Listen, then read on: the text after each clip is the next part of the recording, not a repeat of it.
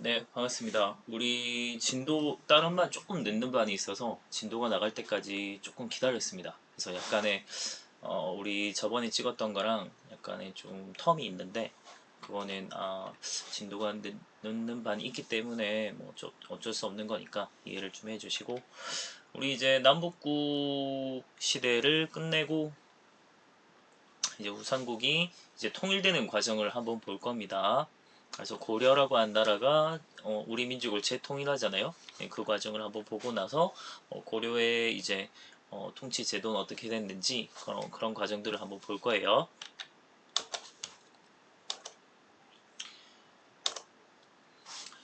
자, 일단은 고려라고 하는 나라는 뭔가 완전히 뭐 새롭게 건국된 이런 나라는 아니죠. 그래서 어찌 보면은 원래 있던 후 고구려에서 궁예를 몰아내고 왕건이 새롭게 이제 국왕으로 추대되면서 고려를 건국한 나라 이름을 바꾼 거죠. 후 고구려를 이제 고려로 바꿨다.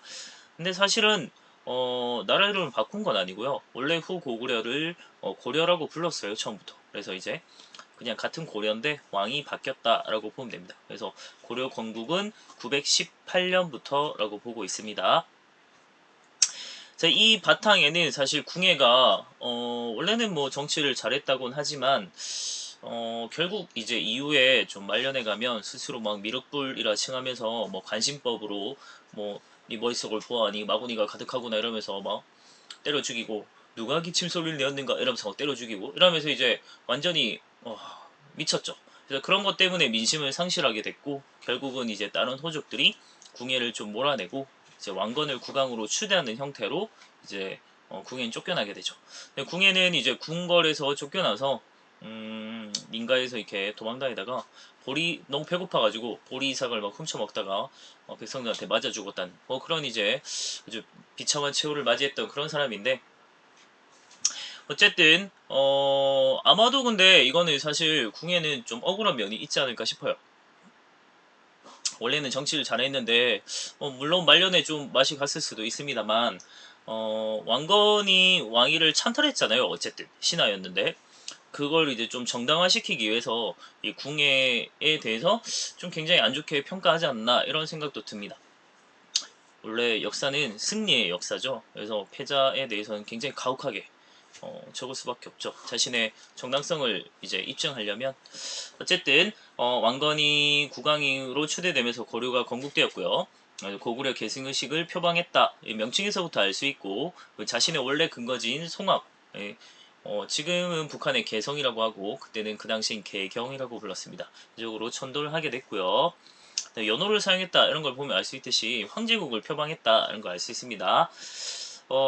통일한 다음에는 일단은 가장 중요했던 거는 민심을 수습하는 게 굉장히 중요했겠죠. 그래서 세금을 막 굉장히 줄여준다든지 이런 것들 했고 민족을 통합하는 그래서 여러 유민들을 다 포용하는 그런 걸 보였고 특히나 이제 발해 유민을 굉장히 포용하는 정책을 씁니다.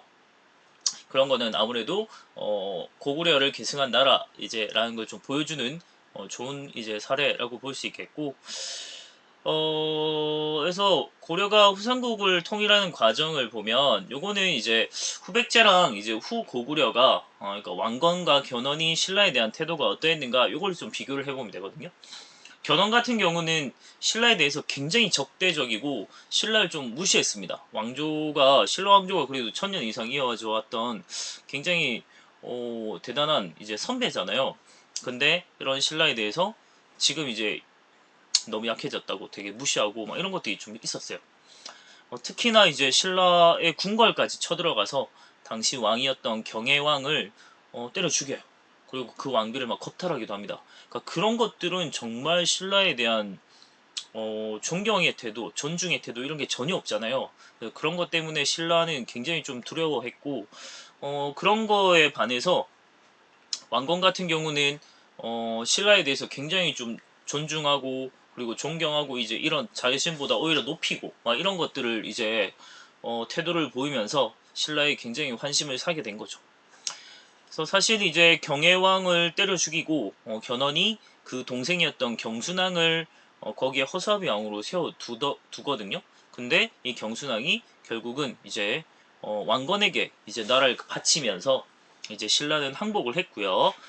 그리고 뒤이어서 936년에는 후백제도 결국 정벌이 되면서 통일을 하게 됩니다. 사실은 이 후백제랑 왕건이랑 그러니까 견훤이랑 왕건이랑 계속 전쟁을 했을 때 견훤이 훨씬 잘 싸웠거든요. 그래서 실제로 왕건 같은 경우는 거의 뭐 죽기 직전까지 가기도 했습니다. 그래서 전쟁에서 완전히 밀려가지고 쫄딱 망해서 살아남으려고 자신의 부하였던 신순겸이라고 한 사람에게 자신의 복장을 이제 갑옷을 씌우고 대신 죽게 하고 자신은 병사로 막 위장해가지고 도망가고 그럴 정도로 굉장히 처참하게 패한 적도 있어요.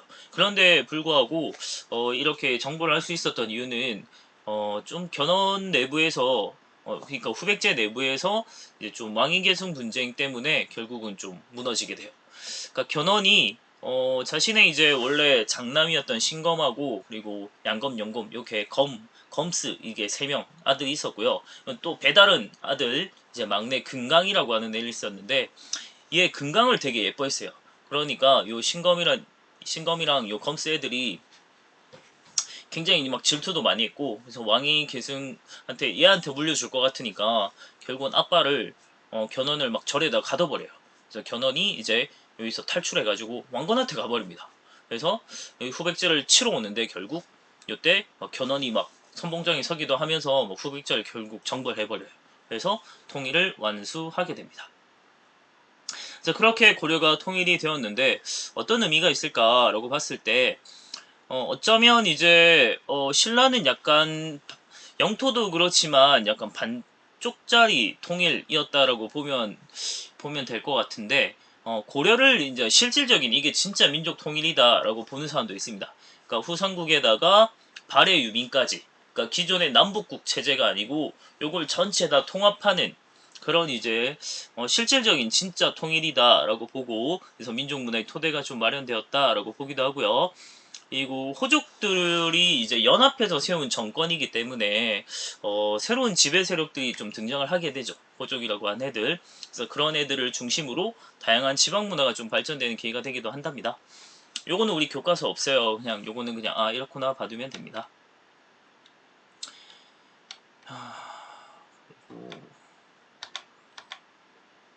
이제 태조의 정책을 한번 볼 텐데요.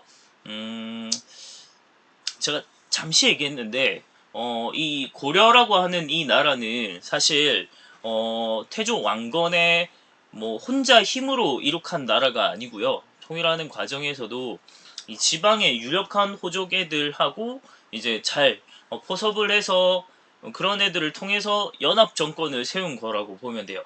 그러니까 호족들이 연합을 한 다음에 그 중에 대표격으로 왕건을 왕으로 추대한 형태, 이제 이런 형태입니다. 그러니까 우리 앞서 봤던 무슨 연맹왕국처럼 이제 그런 형태예요. 그러다 보니까 이 호족들의 권한이 지방에서 여전히 너무나도 막강해요. 그러니까 자신의 군사, 뭐 경제 이런 걸 다 갖추고 있는 애들이라서 얘들을 어떻게 포섭할 것인지, 어떻게 견제할 것인지 이런 게 이제 되게 중요한 정책 중에 하나였어요. 그러니까 고려 초기에는. 그래서 이걸 이제 포섭하기 위해서 제일 좋은 방법은 혼인을 맺는 거죠. 그래서 왕건의 실제 부인이 29명이잖아요. 그러니까 당시 이제 유력한 지방의 가문의 이제 딸들이 있으면 그 호족의 딸들과 전부 다 결혼해서 동등한 다 부인의 입장으로 다 뒀어요.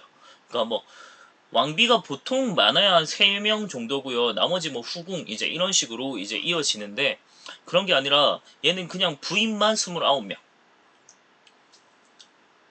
그래서 그 정도로 이제 지방의 유력한 애들을 다 포섭하는 데 쓰인 걸 볼 수 있고 또 뭐 성씨를 주는 거 하사하는 거 요걸 이제 사성제도라고 합니다. 그러니까 성씨를 주는 거 지방에 굉장히 유력한 이제 호족이 있으면 그 애한테 이제 자신의 우리랑 같은 이제 왕실 족보에 넣어준다라는 개념으로 왕씨성을 주는 거예요.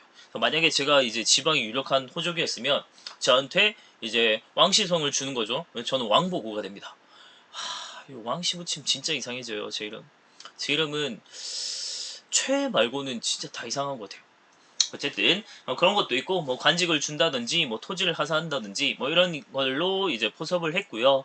또 견제하는 정책도 좀 만만치 않았는데 사신관이랑 기인이란 게 있습니다. 이 사신관이라고 하는 거는 뭐 일종의 명예직인데요. 그러니까 어찌 보면 되게 기분을 좋게 하는 건데 사실은 되게 견제하는 거예요. 어떤 거냐면 제가 이제 전 지금 양산 사는데 양산 지역에 굉장히 유력한 제가 호족 출신의 이제 중앙에서 관리가 됐어요. 그러면 저를 이제 양산 지방의 사신관으로 임명을 하는 겁니다. 그래서 사신관의 요 양산 지역을 대표하는 넌 이제 관리다라는 식으로 사신관으로 임명한다라고 되게 명예직처럼 이렇게 주거든요. 근데 만약에 그 양산 지역에서 반란을 일으키거나 뭐 좀 관리가 잘 못됐다 이러면 제가 책임지는 거예요. 그래서 그런 식으로 이제 통제하도록 만들어주는 게 사신관 제도였고, 또한 이제 기인이라고 하는 거는 납치할 기자의 사람 인자거든요. 그러니까 요거는 사람을 납치하는 제도라는 뜻입니다. 말만 들으면 되게 희한한 얘기인데 어떤 거냐면 호족의 이제 아들들 있잖아요. 자식들을 수도로 보내요. 수도로 보내서 이제 볼목 인질로 잡아두는 거죠. 그래서 납치 감금, 그리고 말 안 들으면 너희 자식 죽일 거야 이러면서 협박하고 실제로 반란을 일으키며 살해하기도 합니다. 그래서 납치 감금, 협박, 살인 막 이런 게 이제 이루어지는 게 기인제도라고 보면 됩니다. 굉장히 험악하죠. 이런 식으로 이제 지방을 통제하는, 견제하는 역할을 했던 것이고, 그리고 또 민족통합 정책을 했다. 그래서 우상국 및 발해 유민들을 다 수용한 걸 볼 수 있고요. 특히나 발해에서는 당시 세자였던 대광현이라고 하는 애가 수만 명의 유민을 끌고 막 내려와요. 그런 걸 볼 수 있고, 그리고 얘한테도 왕시성 줬어요. 그래서 왕실 족보에 넣어주거든요. 이름이 왕계라고 합니다. 왕계. 대광현이 나온 것 같은데. 다음 북진 정책. 북으로 진출하겠다는 거죠. 말 그대로 요거는 옛 고구려의 영토를 다시 되찾겠다라고 하는 고구려 계승 의지를 보여주는 정책이라고 보면 되고요. 그래서 수도였던 고구려의 수도였던 평양성 여길 서경이라고 부르면서 굉장히 중시했습니다. 그리고 발해를 멸망시켰던 거란을 굉장히 적대시했고요. 그리고 실제로 국경도 넓히기도 해요. 불교를 굉장히 장려한 걸 볼 수 있는데, 그거는 훈요 10조 이런 데 보면은 뭐 연등회 8관에 이런 거 불교 행사 뭐 열심히 해라 뭐 이런 거 막 얘기하면서 장려하는 것도 볼 수 있고요. 그리고 당시 이제 또 민심을 좀 수습하기 위해서 세금을 10분의 1로 줄여주기도 하죠. 그리고 죽으면서 남긴 훈요 10조라는 거. 자, 이거 안 됐고요. 훈요 10조는 우리 교과서에 나와 있는 거 보고 그 분석하는 거 있었잖아요. 그거 좀 잘 받으면 될 것 같아요. 제가 그런 거 분석하는 거 좋아한다고 했잖아요.